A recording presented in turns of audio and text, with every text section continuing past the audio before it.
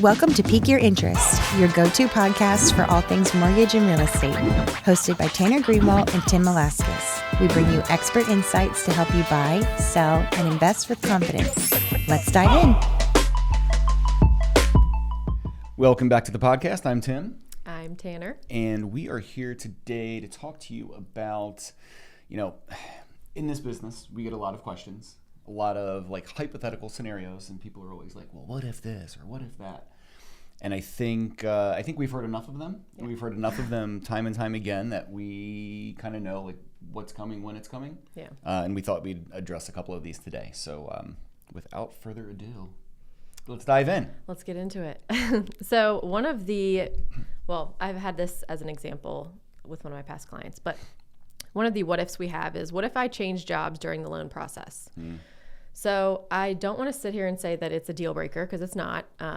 Most times, sometimes if you lose a job or whatever, that's a different case. But, if you switch jobs during being under contract, a couple things could come up. So first thing, we qualified you as the income that you had when we first started the application. Yep. So if you are in the process of switching over jobs and you're under contract to purchase a home, that means we have to look into requalifying you based on this new income. A couple of different things that we would ask are, is it a higher salary, higher pay?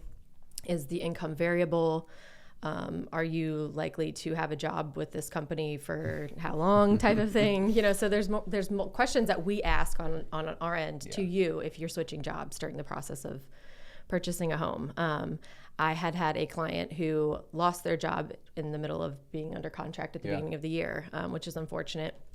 But, as an example, he was able to get another job, but it was a less paying job. So the qualification wasn't there anymore. We had to kind of figure out what to do with the contract. Unfortunately, I just couldn't get it approved at that point because the income had changed so much. But that's just to give you an example of, how changing jobs, or unfortunately losing jobs, or jobs in general, that is what we're using to qualify you to purchase a home. So It's very important that if you know that you're going to have a job change, or you think that might be coming for you, let your lender know, let us know. Yes.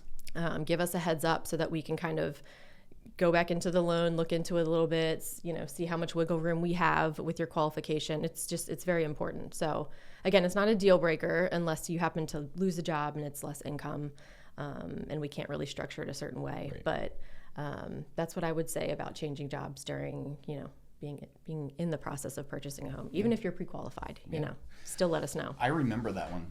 Yeah. I remember how stressful it was for everybody involved. Yeah.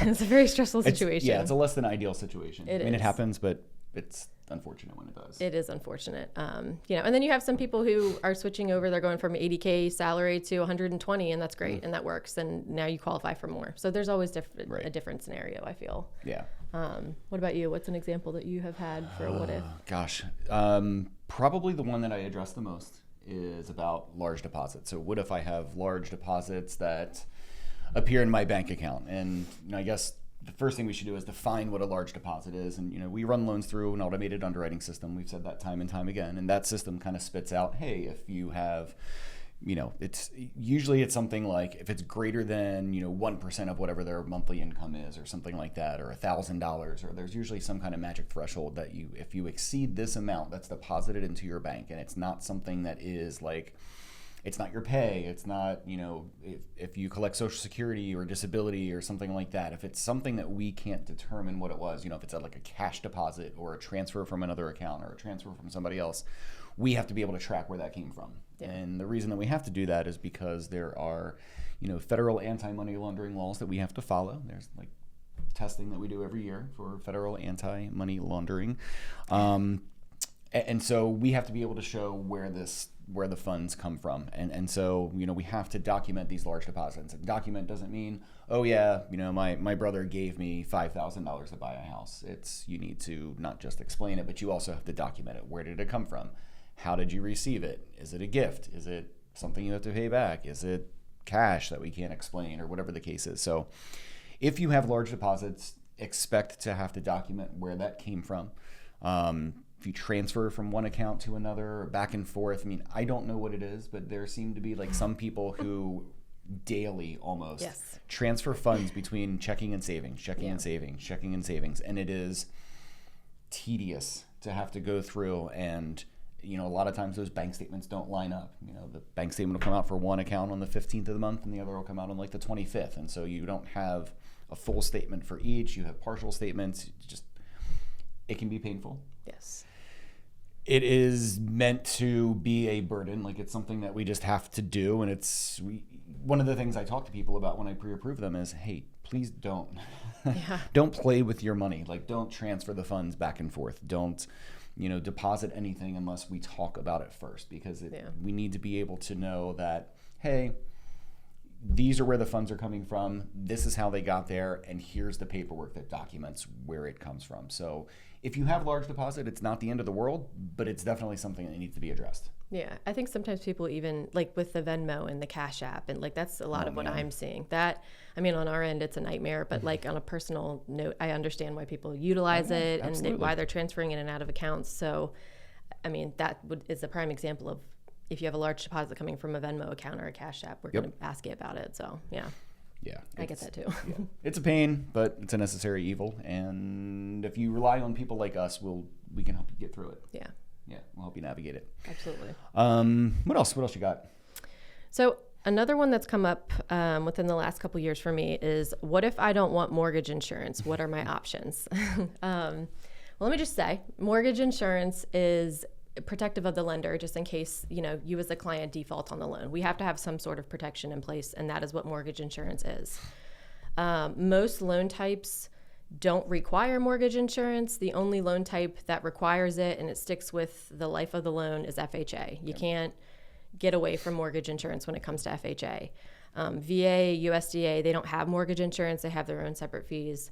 So when I get asked this question, I'm talking about conventional loans, because conventional loans is kind of what you can play with when it comes to mortgage insurance. Obviously, the higher your credit score is, the better mortgage insurance rate you're going to be getting. But the options that you can utilize if you don't want to pay mortgage insurance in a monthly payment is, you can put 20% down. So if you put 20% down, mortgage insurance is automatically not counted in a monthly payment. So that's an option, is putting 20% down. Sometimes people want to pay it up front. So I'm pretty sure we call it upfront MI or single premium, whatever we call it. And that's an option as well. So we can literally roll it into your closing costs, and it's a part of what you're paying at the settlement table. At that point, you're not paying it in a monthly payment. It's just all being accounted for up front. So I think also sometimes, I don't do this often, I don't know about you, but like we can also kind of adjust the rate and give some type of like credit towards the mortgage insurance. Sometimes we can do that. Yeah. Again, I don't do that often, but so mortgage insurance, you can't really get rid of it. If you're going conventionally and your credit score is high enough to be going conventionally, then you can play around with what you can do with it. But FHA, it's kind of sticks for the life of the loan. USDA, VA, those loan types, they don't have it, but that's the kind of play that we have with it. So I always give those options when people ask me that question. Yeah. And I would say that mortgage insurance, conventional mortgage insurance, is not, it used to be a 4-letter word in the industry. People used to say, I absolutely don't want mortgage insurance. I don't want it. I think I know it's because it used to be super expensive. Like, it used to be something that was so cost prohibitive that you would find any way that you could not to do it. Nowadays, it's much more friendly. The pricing of it, we probably price out mortgage insurance almost every day of the week. Yeah. And it's different for everybody, different credit scores, different down payments, different debt to income ratios kind of thing. Like, all of that plays a part in the pricing of mortgage insurance. And so there isn't just like a one size fits all. It used to be you could memorize the factors and you would know, okay, this, the mortgage insurance is going to be this much money each month for that loan amount.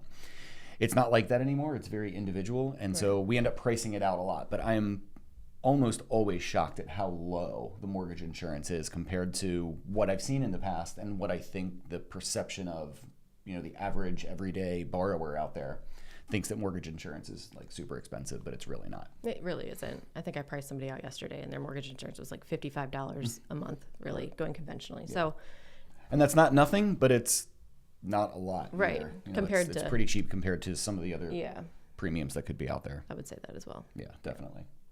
What else you got? So one of the things that I get asked, and I get asked this an awful lot, is what if the appraisal comes in low, right? So like, what if I'm under contract to buy a house, I agreed to pay $400,000 for the house. We order an appraisal to make sure that it's worth what you're paying for it, because it's the property that's being secured by the mortgage that we are doing needs to be worth what we think you're paying for it. So we have an individual impartial third party appraiser go out, appraise the property, tell us what they think it's worth.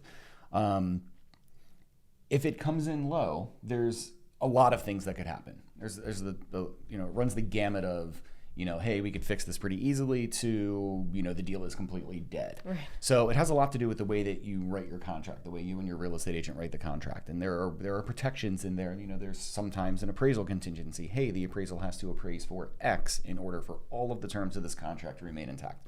If it comes in low, sometimes you can go back to the drawing board and renegotiate with the seller on that sales price. You could say, hey, I know I agreed to pay $400,000 for this house, but it didn't appraise for $400,000, it appraised for $390,000.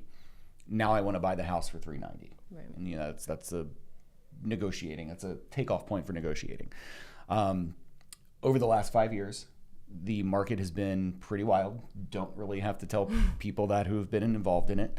And you could have a situation where you say in your contract, I'll pay you $400,000, even if the appraisal comes in at $390,000 or $350,000 or whatever, pick a number, I'm still going to pay you $400,000, and I'm only going to, as the lender, we can only lend based on the lesser of the sales price or the appraised value. So when the appraisal comes in low, that adjusts how much you're able to borrow.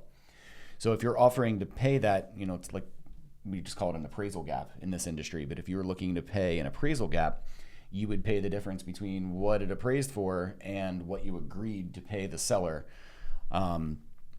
So that was written into a lot of contracts. It's really attractive to a seller to be like, hey, I will buy your house for $400,000. Even if an appraiser comes in and says it's only worth $350,000, I'm still going to pay you $400,000. Yeah. If you're a seller, you're like, heck yeah, sign me up. Like, how quickly can I sign that contract?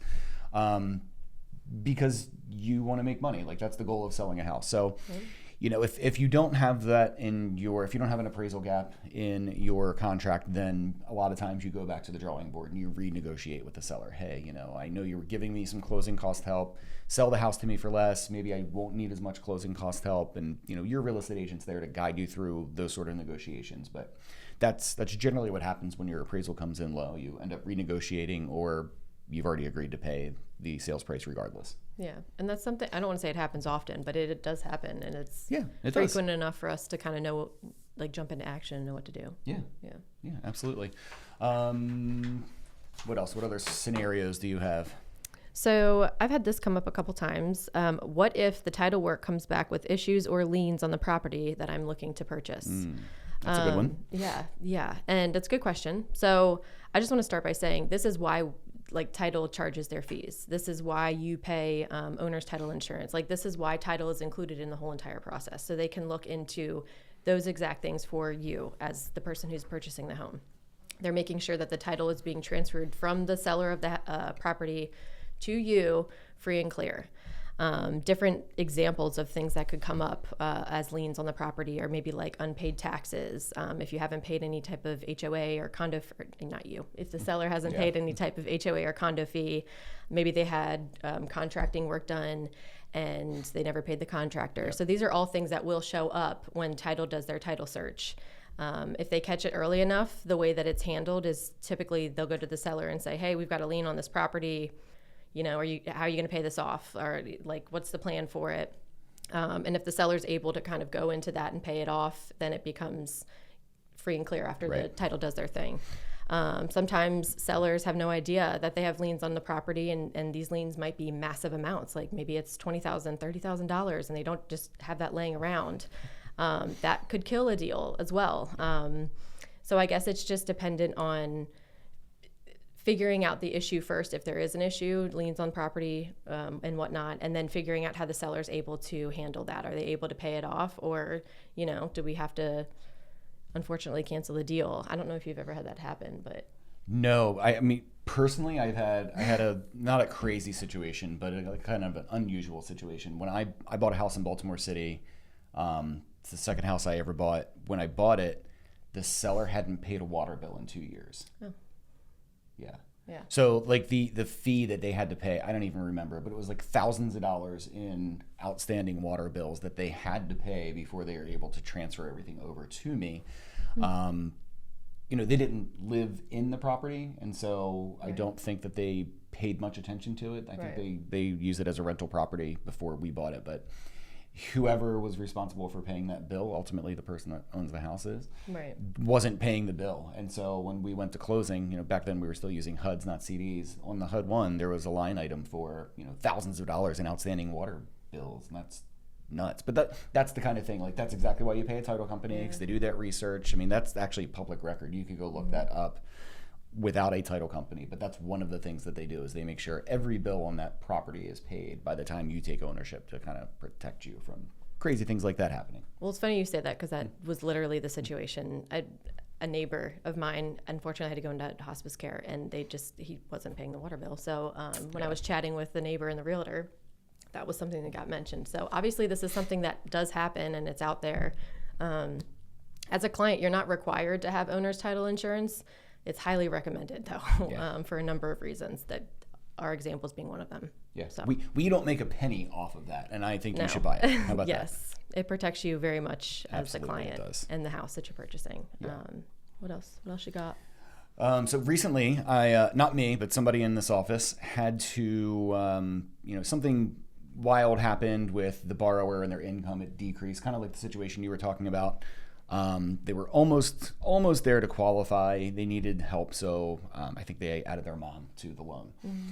So, what if you have to add somebody to the loan after you've already made application and after, you've been through underwriting and you think that you're there and then something crazy happens? What if you have to add somebody else? And it's not super, super common, but it is something that happens from time to time. It can alter things, like it can alter the pricing of the loan because things like credit score, debt to income ratio play a part. It could alter what the mortgage insurance charges. So you just need to be aware, like we have to be aware and communicate to people, hey, by the way, if you add someone, if their credit score is worse, it could change your interest rate. Or, if they have a lot more debt than they have income, it changes your debt to income ratio and maybe it changes your mortgage insurance or something along those lines. So there could be some changes, and I think part of our job is to foresee what those changes could mean and kind of project, hey, this is what I think is going to happen if you do this. One of the things we've always known this, but I don't know that we actually had to practice it before, is when you add somebody to a loan, there's a new loan estimate that needs to be issued, and every person who's getting a loan has to receive a loan estimate before they can receive a closing disclosure. So if we issue a closing disclosure and then we add somebody to the loan after that, it creates not pandemonium, but it creates a possible delay, because you then have to add them to the loan. You have to disclose on the loan estimate. There's a federal guideline that you can't close within 3 days of disclosing a loan estimate. And so if you disclose a loan estimate, that automatically pushes you back 3 days before you can close. And that's the shortest period of time between it. Oftentimes, if you're adding somebody and you're disclosing a loan estimate, you're probably not closing within 3 days, because that loan's got to go back through underwriting. You have to collect pay stubs and W-2s and bank statements and tax returns and all that stuff. So you're probably not closing. So there's a potential delay, and we can talk about what happens if there's a delay later. But it could potentially change a lot of things about the loan, including when you are able to close. So you just need to, part of our job again is to be able to, foresee those problems down the line and say, here's the challenge we're going to have, here's how we overcome it, and here's the timeline in which it can be done. Go. Yeah. I agree. We actually have somebody that had happened to in our office. They had to shift around a loan a little bit, adding somebody in. Yeah, but that's how we learn. Yeah, you live and learn. That's everything's, no two transactions are exactly the same. So we're constantly learning and getting better. Literally. All right, you got any more? Yeah. So what if I want to change my homeowner's insurance after I close on a loan? I would just like to say that is something that happens. I don't want to say it happens often, but it happens enough where I've gotten that question a few times. And it's a very simple process, from what I understand. So sometimes people want to switch over because if you're I don't know, when you're under contract to purchase a home, you kind of have a bunch of things going at once. There's a lot of energy being like produced throughout the body. So like thinking about what company do I want to use for homeowners insurance? Let me call and get the best quote at 3 different places. That just sometimes doesn't come to mind to some people. They just pick kind of the quickest, easiest homeowners insurance company that they can find. They roll with it until they close on a home, and then they want to look into it a little bit further. Sometimes people want to change the coverage amount that they have with their homeowners insurance, or they want to change the rate. So these are all reasons why you might want to change it after settling on a home. It is basically as simple as letting us know that you have switched over your homeowners insurance coverage companies, amounts, accounts, whatever. Yeah. You are responsible for opening up a new account, but making sure your old account is closed first, getting all that information. You have to notify your servicer, which would be us. I have people reach out to me and just ask me. Yeah. And then we let our servicer know that you have changed, homeowners insurance information, coverage, whatever. They get the new policy information. They make sure they have enough in the escrow accounts that we're holding for you and your loan to pay this new coverage. If not, then they collect what they need to. If they've got too much money in it, then it could be a refund to you. Right. But it's very simple how it's handled, and you can do it absolutely. Some people don't think that they can even do that. So yeah, no, you definitely can, and I know a lot of people do it because, especially the last few years with the price of everything going up, insurance goes up, and you get a notification every year that tells you, hey, this is what your homeowner's insurance is. You also find out twice a year what your property taxes are, and before you know it, like, you could be behind in your escrow account. And when that happens, you've got to front the money, or you've got to increase your monthly payment to make up for it.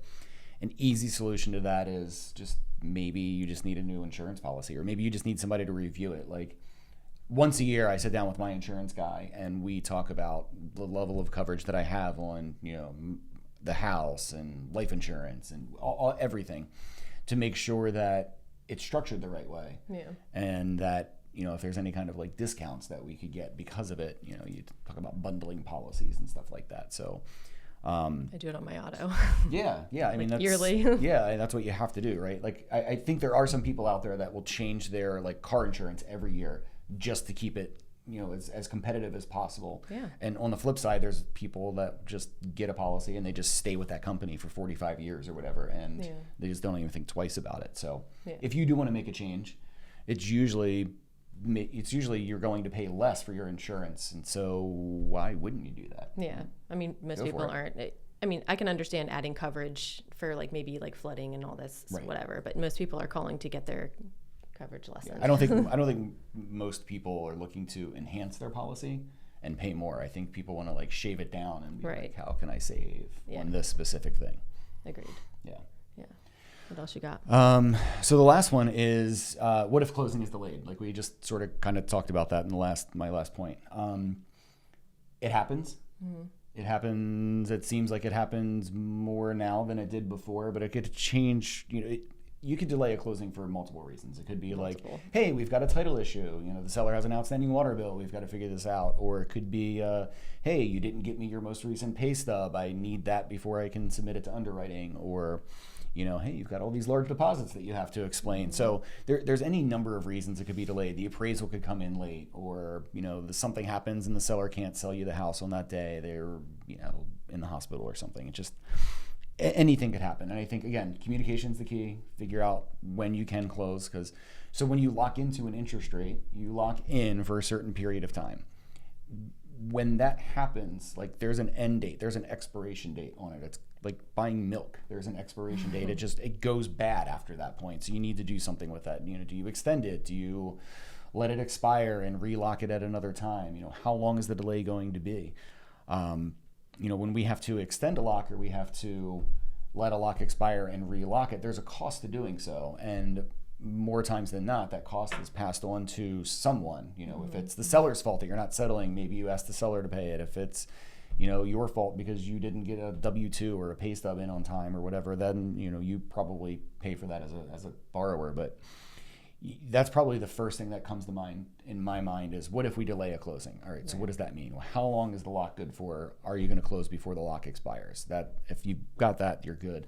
Kind of weird things like The findings that we run loans through automated underwriting systems, those have an expiration date as well. The documents you supply to us have an expiration date. And underwriting, part of an underwriter's job is to say, hey, we've got these pay stubs, they expire in 30 days. We've got this bank statement, it expires in 45 days or whatever. You have to be cognizant of when the documents that you have expire, because then if your closing date gets extended, you may need to update documents. And that, here we go, explaining large deposits again. And, you didn't work 40 hours this week. You worked 39. Why did you not work that last hour? So it can cause a hiccup. Like it could cause more than what you think your delay is to be delayed, but it happens. And again, part of our job is to sort of figure out, hey, what are the repercussions of not closing on time? Right. Where do we go from here? Yeah. Having a closing delayed, to me, it's not the end of the world. But on the back end, like you had just mentioned in all your examples, it definitely poses a issue for you as the buyer, because maybe you need to supply more things, and that's more of a headache for you. Right. But you also are in a contract with the seller too. So, we think about the sellers as well, and you've got to be mindful of what maybe they're waiting for this closing so that they can close on a home that they're purchasing, and there's like a gap, but you just want to be mindful of that too. So it's not like a deal breaker to move closing, but it's sometimes frowned upon. Yeah, definitely. It's nobody wants to do it, but right. Sometimes it has to happen, and when it has to happen, you've got to be able to handle exactly all of the moving parts that go along with it relatively well. Yeah, well, that's kind of what we're here for. That's what we do. That's what we handle. But that is what we do. We answer all these what if questions. Like there's a lot. There's a lot more than what we came up with. We have an even longer list, and maybe we'll do another one at another time. There's a lot of things that can happen. It's good to be prepared for what it is. Our job is to help you be prepared and guide you through the various what ifs that happen. These are just a couple of them. If you guys have any, if there's anything that you have a question about, leave it in the comments below. We'll maybe answer it, or maybe we'll just do a podcast about it if we get enough of them. Yeah, I seriously have what if questions daily, multiple times a day, and they're fine. Like that, it's fine. Yeah, I'm totally fine with it. Yeah, So. well, that's part of the job. It is. I tell people all the time, I'm like, now that you're pre-approved, your job is to ask questions, and my job is to answer them. Yep. And it might be a question I've never heard before. I might not have the answer to, but I'll track down the answer for you. Yeah. There's a lot of good ones out there. It's part of our due diligence as loan officers. Absolutely. All right. Well, thanks for tuning in. And again, if you have any what ifs and you want to leave them below, feel free to do so, and we'll get back to you. Okay. All right. We'll talk to you soon. Bye. Have a good day.